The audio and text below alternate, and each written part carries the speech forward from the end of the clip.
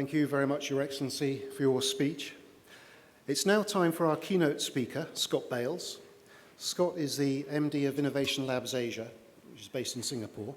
He's also the author of several books, including Mobile Ready, and he used to be the Chief Mobile Officer of Moven, which is the US mobile banking company.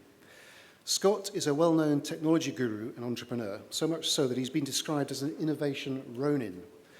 A ronin is a Japanese term for a roaming samurai warrior who's got no lord or master. So Scott is a kind of 21st century innovation warrior.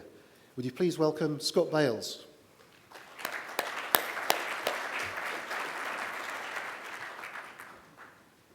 Thank you, Michael. You can hear me okay? Firstly, I want to say good morning to all, but also thank you for having me back. Both the Central Banking Federation and the Central Bank are no stranger to myself, so I openly and very warmly accepted the invitation to come back to Dubai, and was very encouraged even by the Chairman's remarks around the progress that's been made in the UAE around the digital payments discussion, something that I was actually privileged to some 2 years ago. You can hear me okay in the back? Is that better? Let's go. What I'm hoping to share with you today is basically a summary of 10 years of experience in pushing the boundaries of the financial services sector. I've been very, very fortunate actually. I've been given some unique experiences to try new things, to play with a blank canvas, to challenge the norms and the paradigms which shape your everyday life today. And it all really started by a fortuitous conversation in 2007. After almost 8 years with Australia's ANZ Bank, you need to go higher.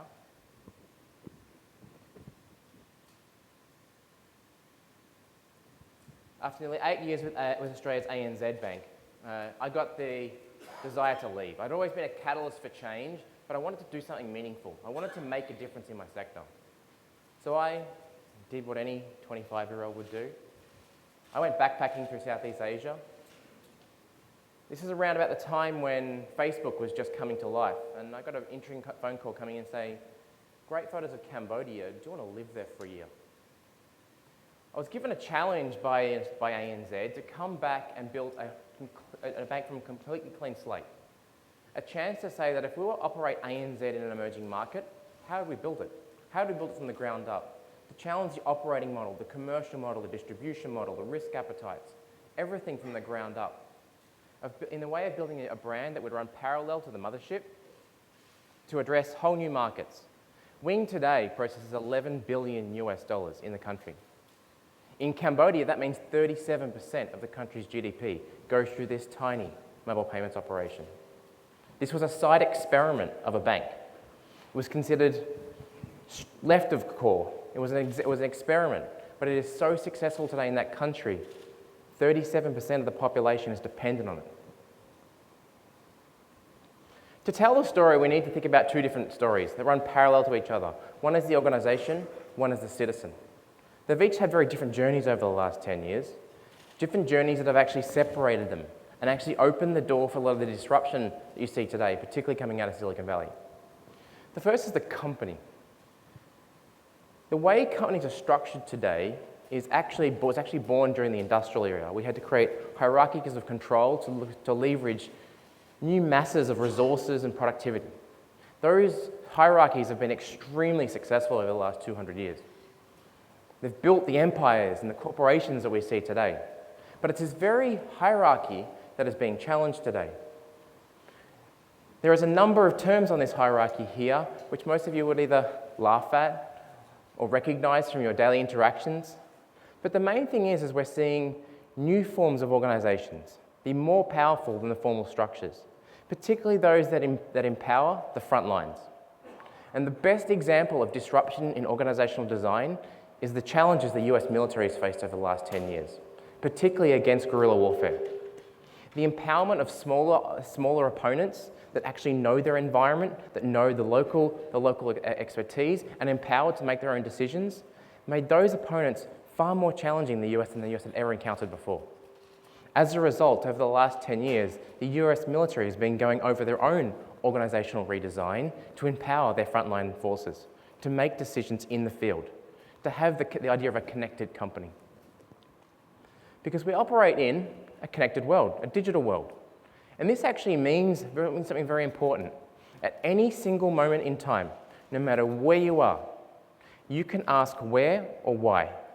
Two very important questions.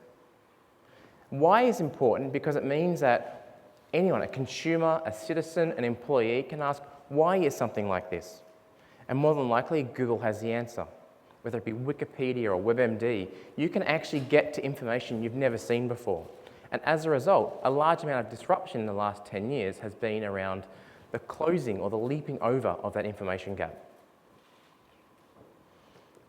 But what I see today, far too often, in a number of incumbent industries, is what I call blind dependence.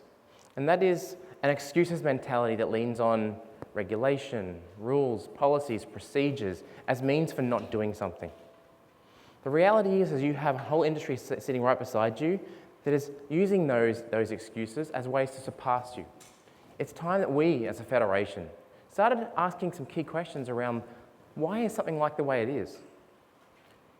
Is the same rule in 2015 the same way it should have been in 1985? And the best example is I've worked with 17 regulators now on digital KYC, probably a challenge for every bank in this room. And one of the staggering things is with absolute unanimous results, not a single regulator on the planet, sorry, I can't speak for the UAE central bank here, so don't come to any regulations, but none of the regulators that I've worked with stipulate that you must have a paper form with a wet signature witnessed in front of a bank employee to open an account.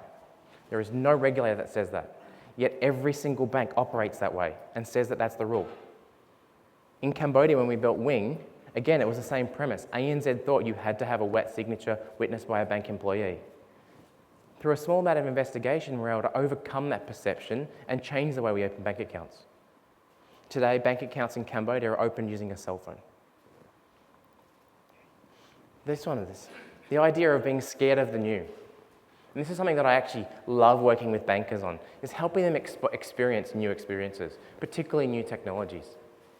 Having the curiosity of a 2-year-old child with an iPad is actually quite invigorating and can open the eyes of even the most conservative banks. But the more important part is this. If you have a look at every financial services startup in the last 10 years, I think it's over 80% of those are started by ex-bankers that were frustrated by their employer. This was a daily occurrence for the founders of Bank Simple, the founders of PayPal. They got so frustrated, they said, I'm out of here, I'm going to do it myself. And they've shown the world that it's actually possible. So we then look at the parallel story of the citizen. What's happened to the citizen in the last 10 years? And why is it so important in relation to the company story? First, we're all digital natives now. We all carry some degree of a smart connected device that means we can do anything, anytime, anywhere. You want a pizza in this room? I'm pretty sure it can happen. You need a haircut? You want to order your car? You can do it all from in this room through your smartphone. It's changed our behavioural understanding of the world. No longer do we feel that we have to go somewhere to do something anymore. Our first tendency is literally reach into our pocket, pull out our cell phones, and find a way to do it natively. And the best example of this is something we all do every day, and we eat. Everybody eats roughly 3 meals a day. But how do you think eating has changed in the digital era?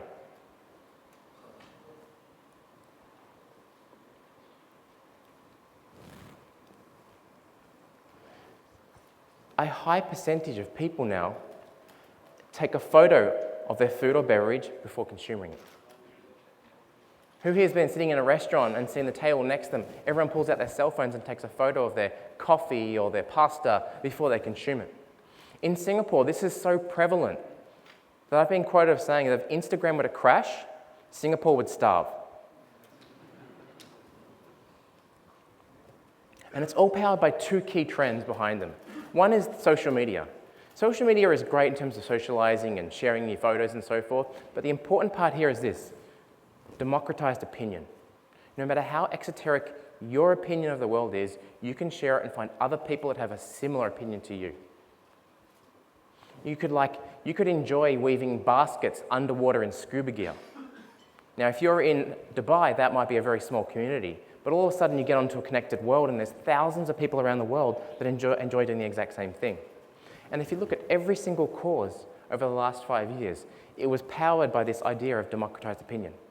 The idea to share an interest or a passion and get people to rally around it.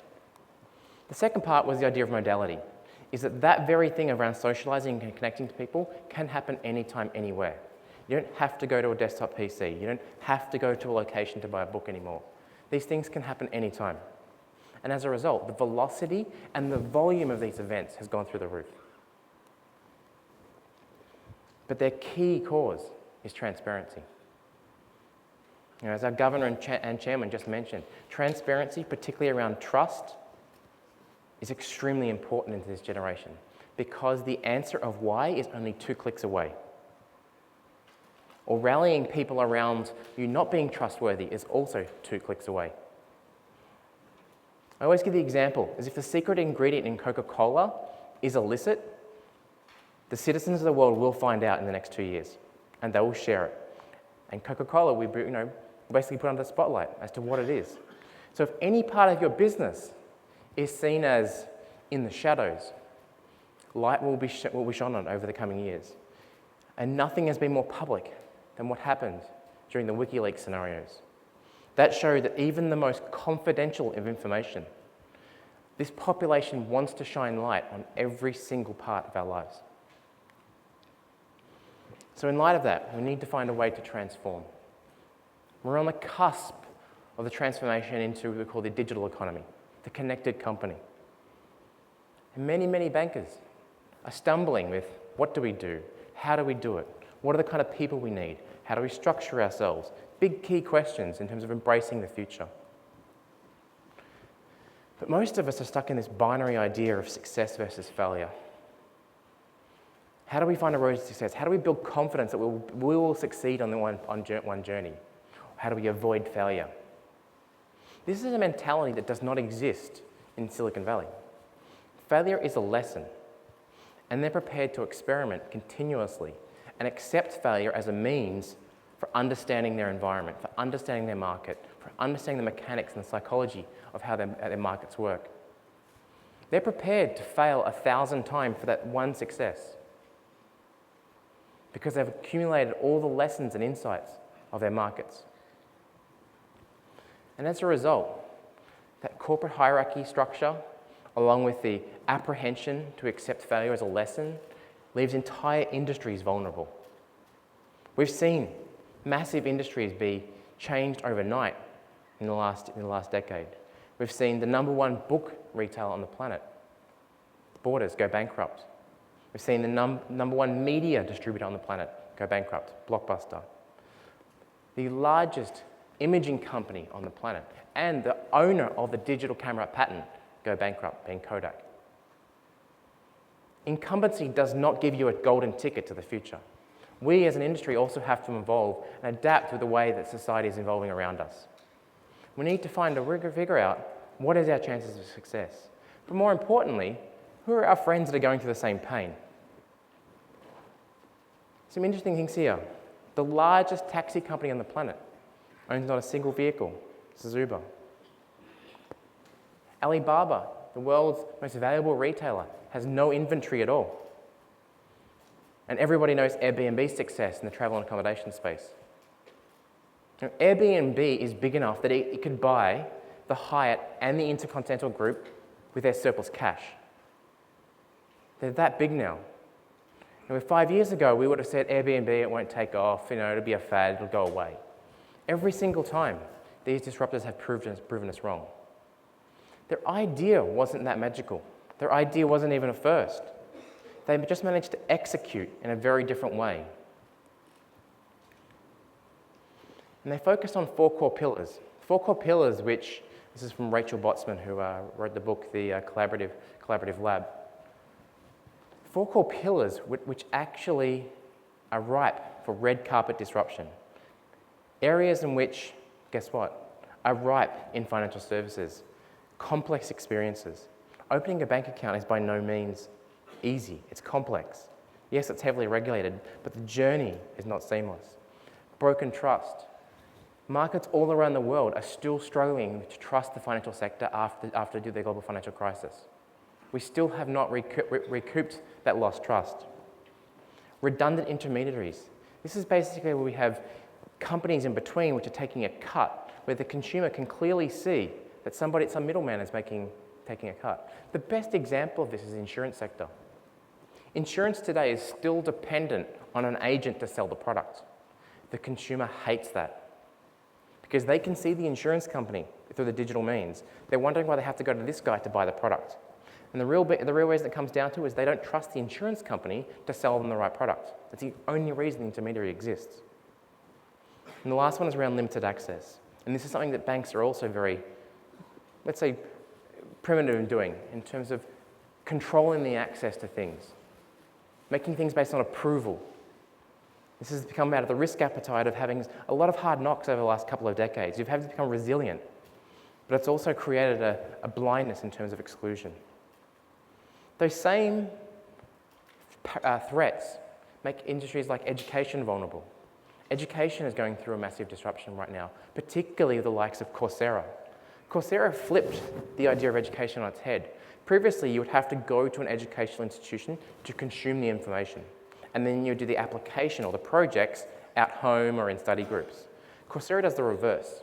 They digitally deliver the content. You only come to school for the application. So you work with your mentors or with your professors on the actual developing of your projects, flipping the value chain on its head. Insurance. Insurance is ripe and very vulnerable for disruption over the coming decade. Healthcare. A lot of the technologies we see today are actually going to change the role a physician plays in our lives.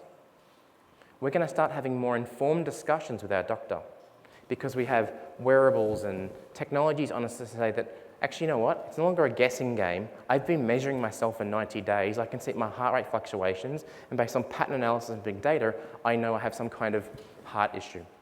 That's something I can do independently. Yes, it requires a physician to actually prescribe treatment, but I have a more informed discussion. Other things around early detection of cancer, allergies, genetic predisposition to diseases and drugs means that when you go and have a conversation with your doctor and says, do you have any allergies? The majority of people say, I don't know. With a simple test, you could say, well, actually, I know I'm allergic to penicillin, I'm allergic to this drug, I shouldn't take this one. And it's an informed discussion with the doctor that means that you have more accurate discussions, more informative discussions. Media companies. Almost every media company is under commercial pressure right now to try and extract value from what they have. The media landscape today is very different than what it was 10 years ago. And financial services. Financial services is basically something that we all have to do every day. So it is probably the largest pie for disruptors to go after. And that's why we've seen a number of announcements of $100 million funds to specifically go after the problems around financial services. Everything from unsecured lending to remittances to foreign exchange. There's even things happening in the treasury market space now. Many, many businesses basically decide they're going to chip away at our industry. But the staggering thing in this, and this is I continue to get involved in research studies with various organizations, but the one that blew me out of this, 65% of Fortune 500 companies acknowledge that innovation is now a top 5 strategic agenda item. 65%. Yet less than 13% are actually doing something about it. We all recognize it, but it's time we need to figure out what we need to do. Call ourselves to action, to actually motivate our workforces, to develop the culture and capabilities that will help us design the organization that's going to survive in the future. So what does actually drive innovation? What have I learned over 10 years that I hopefully can impart on you guys to take something back to the office? The first is around what I call context. How do you set up your space, your environment, for success? Because the reality is the way you are designed today may not thrive in tomorrow's world. How do you consider where your strategic horizons are? How do you find a balance between experimentation and running the business? What leaders are you going to need? What kind of talent? What financial instruments? But more importantly, where do you look? How far forward do you look? And a lot of the work I've been doing is basically on 3 horizons. Horizon 1 is 12 to 24 months. What can we do tactically now? Very quickly learn, experiment, prototype, get something to market, just so we can learn something from a key trend. And that doesn't matter if it's foreign exchange, unsecured lending, asset finance, a number of different ways. What can we just do in next year to learn something? The next one, Horizon 2, is 36 months. And this is actually around how do we start seeding a new venture, almost a new business division. It might even compete with an existing one. And that's a challenging thing for most organizations. How do you build a venture that it might compete with an incumbent way of doing things? Because your competitors will. Google will. A startup will. They will build a venture that will compete with you. So if you don't have the courage to do the same, you give your competitors an advantage from day one. And the last horizon is 60 months, 5 years, around planning out what are going to be the organizations that you're going to get generating profit from in 5 years' time. What tools do you need to enable them? Do you need new technologies? Do you need new spaces? Do you need new talent? Where does all that sit? What does the office of tomorrow look like? What is the office that's going to attract the talent that you want to attract? I'm a generalist here, but I'd say almost every bank inside looks very similar. But if you go to some of the spaces that startups operate in, the spaces that we're kind of this maker culture, they look very different. Now we're seeing this in Singapore at the moment, the number of corporates actually building their own innovation labs, where they build spaces that are very, very different to what they've always done as a corporate. The next is around culture. And this is an important thing because this is actually how you equip your current workforce to operate in tomorrow's world. This is when you're working with heads of learning and development, heads of HR, on how do you get new skills and new ways of looking at the world into your workforce. So that things like curiosity, experimentation, acceptance of failure are a part of the way you do things. And your best ally here literally is your head of HR or head of learning and development. And in actually distributing these new ways of doing things. One of the key ones there is this idea of customer first. Customer first is more than just about having a user experience team or saying you do customer experience as a capability. It's about first-hand, and this includes everyone in this room, of leaders actually developing first-hand empathy for their market. The most rewarding work I ever do is when I can take an executive management team to first-hand do customer research. And you watch them with amazement when they start to see things that they've never seen before.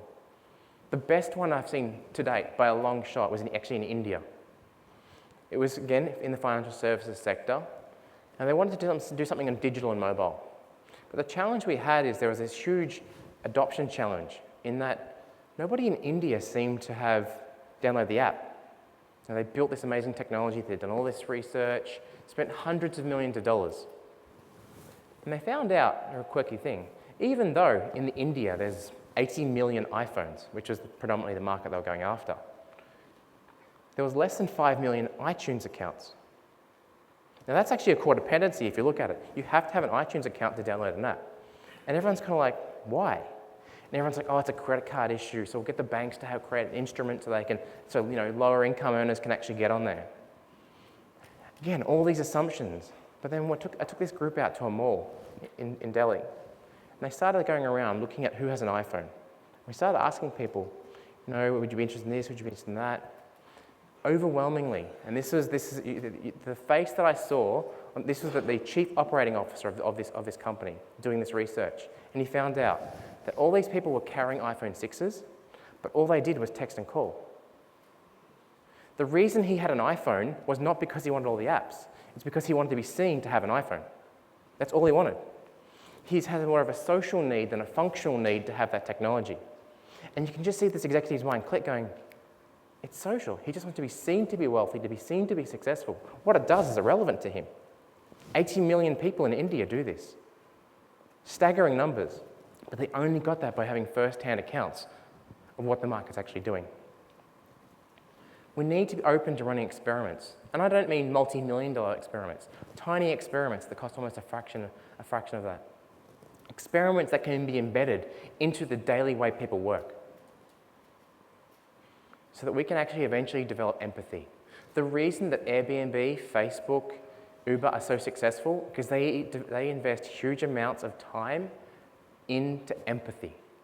Even when we built Move-In in North America, for the first 6 months, all we did was customer experimentation and customer research. Firsthand, everyone from Brett King at the top down to the guys writing code, a weekly cycle of actually going out in the street and learning from the market what they needed. Where are their desires? Where are their pain points? What would convince them to stop using their Chase card to start using Move-In instead? But more importantly, asking why. Why does the organization exist at all? What is their purpose, their higher calling? About 100 years ago, the most popular startup was building locomotives, building trains, because everyone assumed that the rail network was going to dominate the world. The ones that survived, basically kind of the First Depression, were those that realized something very different. Their purpose wasn't to build locomotives. They were in the transportation business. So the ones that survived the Depression moved into other areas of transportation, managing networks, building ships. They actually were able to shift because their core purpose was still transportation. And so I always say, I had an amazing dinner with Brian Chesky, the CEO and founder of Airbnb in San Francisco. And he goes, our purpose is we're not a travel player, we're not even an accommodation player. Our core mission is, this is where I live, come and stay with me. That was their core purpose. But when they did the rebranding last year, they said that wasn't good enough. We've now learned that people remember how you make them feel when they visit a location. They don't care about the function or where they stay. It's how they feel in that location is the most important part. So they flipped their whole value proposition to, this is how I live. And as a result, if anyone uses Airbnb, you'll see over the last 12 months, hosts start listing things like, come and stay with me in San Francisco, but this is where I get my breakfast, this is where there's a laundromat. Oh, I'll pick you up. I'm also an Uber driver, so I'll pick you up from the airport. And so it becomes a more holistic experience of visiting the space. They redefine their purpose. In the corporate world, and I can't pick down the brand here, but I do a lot of work in the insurance sector. And I spent a lot of time working with a board to redefine their business from, they originally thought they were a health and life insurance company. It took a lot of work, but I convinced them that insurance stipulates that you assume that insurance is always the solution. You're a health and life company. If people live longer and live healthier, an health insurance and life insurance company makes more money. So it's in their vested interests to build products and services that help you live longer and healthier lives. It also means you might diversify into things like preventative medicine. You might diversify into the proactive management of environment and lifestyle and their impacts on how long you live. It means you can actually look at your core mission in a very, very different way. And curiosity. We have to observe the world through the eyes of a 2-year-old. We have to ask those native questions. What's happening behind that curtain? Or why is this like this? You ever seen a 2-year-old with an iPad? They're naturally curious as to how it all works. They just seem to get it because they don't have the decades of experience in shaping their mentality that we have. The next is capability, and I'm just going to quickly skim over this because this is a topic that'll be covered a couple of times today. But basically, how do you use methodologies like design thinking, lean startup, agile, to actually experiment and execute on the methodology of innovation? Playing with those methods as to how they come together in terms of, we have an idea, how do we validate it? How much do we spend validating it? Once it's validated, what do we do next? How much money do we spend actually thinking about it as a minimum viable product? What do we do in terms of accounting for its enterprise value, even pre-revenue? And this is a challenge thing for a lot of corporates because most people are very materially married to the idea that revenue is the only thing that matters. Where startups actually look at engagement, so they actually can quantify engagement as a means of measuring enterprise value. And it's mainly around how do you learn? What are the frameworks you use? And let's say lean startup design thinking. But more importantly, how do you inspire your workforce to use those tools independently, autonomously, to champion innovations at the grassroots level? Because believe it or not, the best innovators in every one of your companies are the ones that speak to customers every day. They have the best empathy for the challenges that your customers face. So equipping them with these tools and frameworks can actually add value very, very quickly. It also allows you to attract talent, the talent you're going to need to thrive. Because the talent you need for tomorrow, I could generalize here, but I can almost guarantee they're not bankers. You don't need more bankers. You need people that are going to challenge the way a banker thinks, to get them to look outside the box, to look at new ways of distribution, to challenge the ways they look at the world. And this includes at the most core competency of a bank, and that's risk management. I am actually from the world of risk management in banks, but how I've transformed in the last 10 years, I'm extremely grateful for the mentors and coaches that have taken me through that process of looking at risk in a very different way. But more importantly, how do you actually value that? How do you understand that an experiment you do for 7 days actually has value? So even if you decide to throw it in the bin, we still know that we learnt this, or we got this amount of value out of it. How does that value translate into the next experiment? And the last one is around collaboration. The key one here is around how do we stick to our core competencies? You're very good at capital allocation, you're very good at deposit management, the treasury and markets functions of banks are amazingly sophisticated. But how do you then work with another partner that's going to enhance the value of that asset? How do you, out there, how would a bank work with Alibaba on supply chain finance? It's a challenging paradigm to think about how you might redeploy your existing assets. How do you open yourself to thinking differently? How do you surround you with people that will challenge you, that will encourage you to progress, as opposed to focus only internally? To see the world in a very different way. My aim in my career is to get executives to see the world as a 2-year-old. Now, that might seem very basic and very simple, but actually it's amazing what happens. I said the story about in India. Seeing the world just slightly bit differently means you can reapply what you already know in a new context, in a new value. Because if you're given this, a blank canvas, this is the opportunity that I was given in 2007 by ANZ in Cambodia. It means we can paint a very different picture. I can guarantee, and I'm not going to point on anyone or ask you to stand up, every one of you in this room would have half a dozen ideas of how they would improve their organisation. But for structurally, you either haven't raised it, or the way you do business just don't see it as a priority. But if you're ever given this blank canvas, you go, wow, this is how I'd build this dream business in digital payments or in foreign exchange. I encourage you, if you have any interest in innovation, go and buy a blank notebook and start writing those thoughts down. Because you never know. You might bump into a venture capitalist in the lobby afterwards and they love your idea and they're like, here's $1 million to leave the bank. That's how every fintech startup has started in the last 10 years. That's how Movin started. Brett and I were consulting to the banks. We gave them the recipe to how to build a digital retail bank. And through continual frustration, we just weren't seeing the results we wanted to get. By a very, very lucky meeting in San Francisco, they're like, well, if you know the recipe, here's the money. Go and do it. And today, Movin has over 100,000 customers actively on its platform. It's one of the world-leading, what we call neobanks. But linking it all back to that purpose, what is your higher purpose as an organisation? What is your role within society, a connected company? Who are the partners that you need to surround yourself with? Asking yourselves these questions, because it actually will help you focus on where you innovate next. One of the key trends, and I love this guy, this is Dave Gray. This is an awesome book if you like reading. Dave Gray wrote the book, The Connected Company. He talks about the shift from the divided company to the connected company. This is from the old hierarchy to the new hierarchy. The new hierarchy is very much like the guerrilla warfare example I spoke about before, around how do cells within an organisation connect to add new value. In a connected company, 1 + 1 = 11, continuously, because two capabilities together add more value.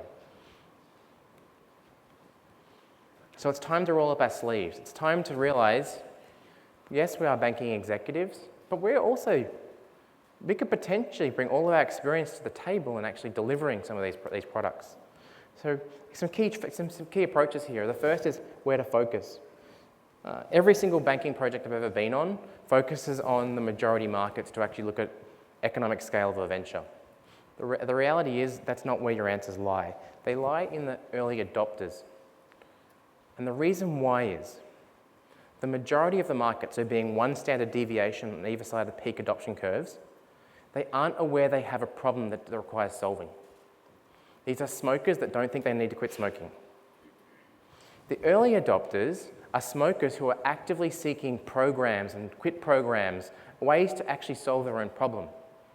The reason this niche part of the segment is so important is because they'll accept imperfect products. They will work collaboratively with you to build better products. They're the kind of people that will accept a minimum viable product and give you feedback on how to improve it, how to meet the needs of a market. More importantly, they then become key influencers on the majority of the market. They're actually your insight into what to build. If you're ever asking a question of should we build this, this is the market to find. Find your early adopter. And take that idea through what's the space it should operate in, what's the kind of culture that's actually going to fertilize its growth, what are the capabilities we need to actually grow that business over time, and who should we collaborate with? Who should we be working with because we don't have a core competency in that space? But the more important part, and this is Steve Blank, he wrote the famous book, The 4 Steps to the Epiphany. Again, an amazing book in innovation. He's the godfather of innovation and startups. And he said one thing that's more important. You cannot solve real-world problems sitting at your desk. You need to get out of the building, to develop first-hand empathy.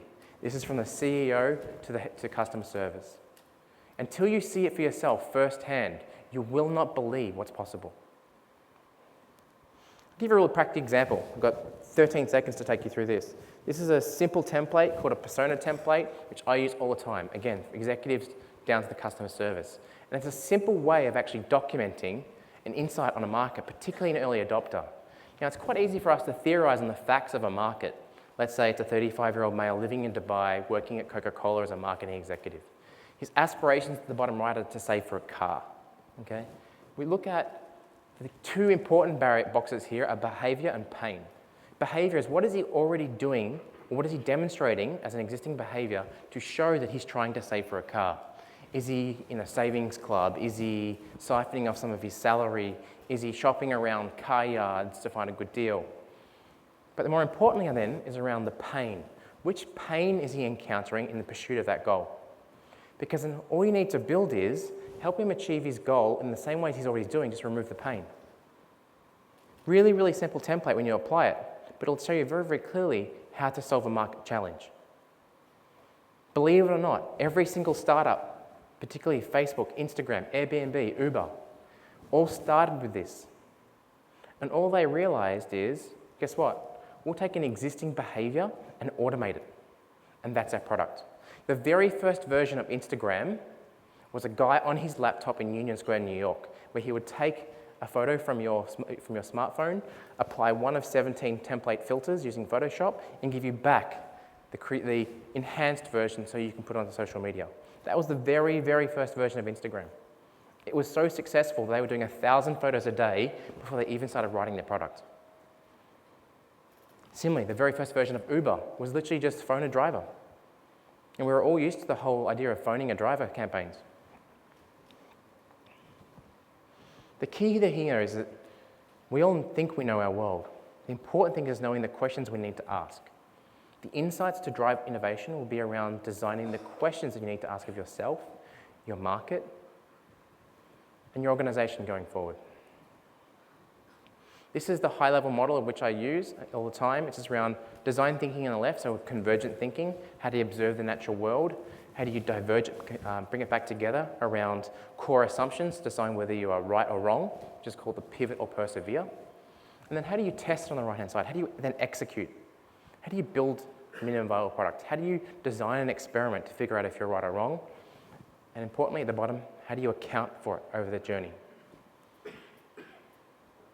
My sum up, and this is important for any innovation across any industry, any vertical, any market.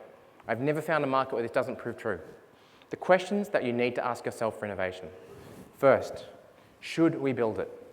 Now, your organizations probably do this already through business cases and initial reviews, but the way startups ask, should we build it, is very different to the way corporates do it.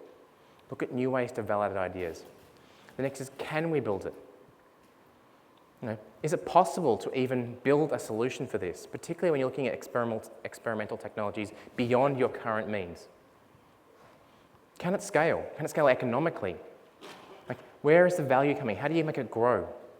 And lastly, this is particularly important for an organization. How do you manage the allocation of capital to get a return out of that? Because it's not about just building innovative new businesses. It's realizing this is also potentially an investment portfolio for new capabilities and new returns for your business going forward. The best innovative companies on the planet don't look at innovation in terms of new products or new verticals internally. They create entirely new companies that create entirely new enterprise value. A fantastic book on that is called The Outsiders, which talks about the top 8 CEOs of the last 4 decades and how they took a capital allocation approach to innovation. The last one, if you don't already have, find a venture mentor. This could be a venture capitalist, a startup founder, someone who's going to ask quirky questions of you to challenge the way you see the world. If you take away anything, just take away this one slide. That's me. I want to thank you for your time this morning. Thank you for having me in Dubai. Do we have any time for questions? No time for questions, Michael. But I want to thank you all the time. I'll be around the tea break anyway. Thank you, everyone.